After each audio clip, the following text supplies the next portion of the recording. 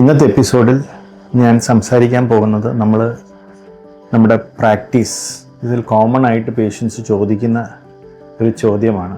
ചെവിയുടെ സർജറി ചെയ്യണമോ, ചെയ്തില്ലെങ്കിൽ കുഴപ്പം വല്ലതും ഉണ്ടോ എന്നുള്ളതാണ്.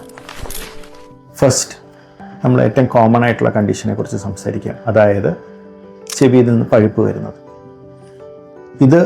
ഇതിന് ഏറ്റവും കോമൺ ആയിട്ടുള്ള കാരണമാണ് ക്രോണിക് ഓട്ടൈറ്റിസ് മീഡിയ.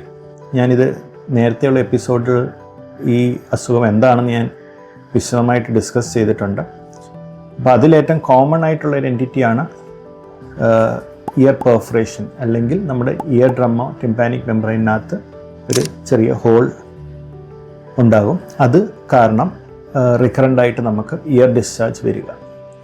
ഇത് നമ്മൾ കാണുമ്പോൾ നമ്മൾ മനസ്സിലാക്കേണ്ട ഒരു കാര്യം, ഇതിൻ്റെ പെർമനൻറ്റ് സൊല്യൂഷൻ ആ ഇയർ ഡ്രം പാച്ച് ചെയ്യുക അല്ലെങ്കിൽ ഇയർ ഡ്രം റീകൺസ്ട്രക്റ്റ് ചെയ്യുക. നമ്മൾ അത് മെഡിക്കലി അതിനെ ടിംപനോപ്ലാസ്റ്റി എന്നാണ് വിശേഷിപ്പിക്കുന്നത്.